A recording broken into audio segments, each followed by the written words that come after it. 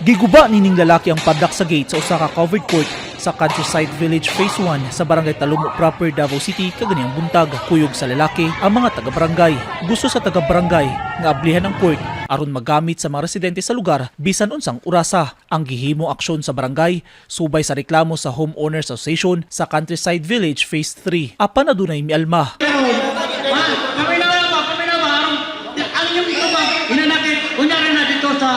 Nagkakumusyon kay dili mosugot ang Homeowners Association sa Phase 1 sa village. Doon na lang kayo problema nila. Gawas doon ang mga bata kay ato na ipadlak niya. Pero magsibo-siabo lang sila niya dapat. Sumala sa mga residente, dili kini ang unang higayon nga adunay nahitabong kumusyon. Gikagubtan ang amuang gym kay moangkon ang pastry nga ilaha daw. Nga pagtukod ani nga gym naan ang pison wala pa ang pastry. Ang pastry pagkuha nila og certification kaning bakante diri nga lote mao giangkon ni Cross para ma-approve dito sa housing ang ilahang subdivision. Mao ning natukod ning phase 1 nga cover court dili na sa pastry. Ya ang pastry na may gusto mo manage. Na wala man ang pangalan diri. Mao na karon nga amo ang gikagubtan kay naa naman gud ang titulo diri nga Countryside phase 1 ra gyud walay phase 3. Mato ni Narciso Puso, ang president sa Countryside Village Phase 1 Homeowners Association Incorporated, dili makatarunganon ang gihimo aksyon sa barangay kay daw gidapigan paniini ang Homeowners Association sa Phase 3 nga gusto mo dumala sa pasilidad. Butang nga gibabagan nila Narciso. Kanya mangong issue ha, nagsugod magun ni sa wala pagsinlap na sa duha ka association tungod sa dunay mga butang nga wala sila masayod nga ilang i-insist no. Unang-una, ang ilag yung insistent is kaning Homeowners Association sa Phase 1 is appeal sila. Ikaduha, ang ilang gusto is kaning facilities sila ang mag-manage. Mao tong last June 2, ilan ning giransak kay gusto sila mag-manage. Kang ilang punto, dili sila makagamit. Pero we have the record that shows nga tanan makagamit. Doon na tayo free time sa buntag, 6 to 8 sa buntag. Unya doon na po tayo free time sa hapon nga 3 to 5 sa hapon dula. So bisan kinsa makadula.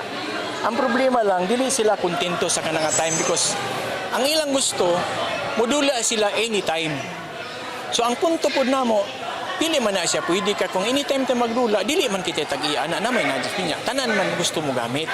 So muna ni Sumala ni Narciso, aduna sila gihuptan nga mga dokumento.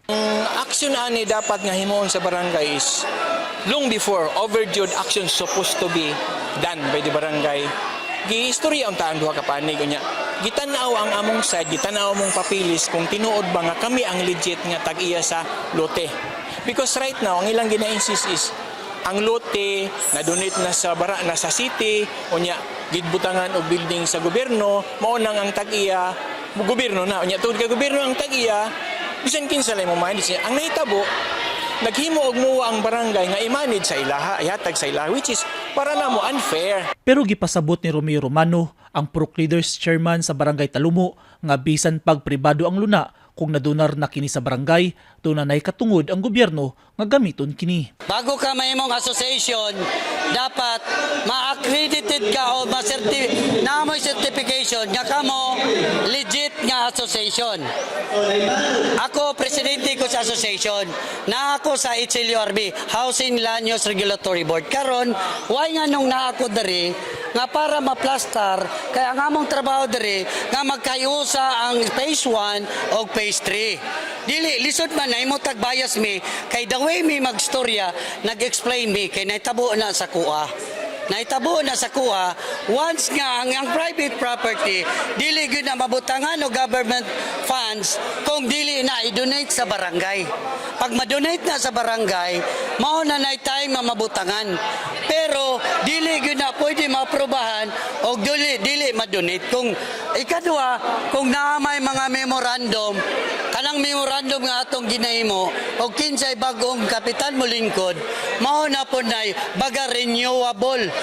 Dili ta magpermanente kay kinsay nakalingkod karon. Gihimakaksab ni Romano ang aligasyon nga ilang gidapigan ang pikas kampo o gibarugan nga patas ang ilang gihimo. Phase 1, Phase 3 Association, ayaw ninyo tanduga ang kalingawan sa mga batanon nga magdula dari.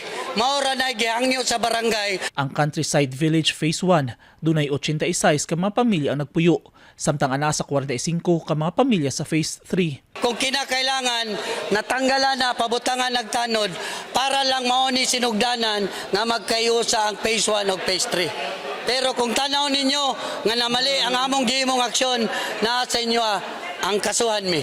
Desidido ang kampo sa Homeowners Association sa Phase 1 nga mudangop sa City Legal Office aron masulbad ang isyu sa lugar. Eugene Hinutan, Newsline Philippines. Stay safe.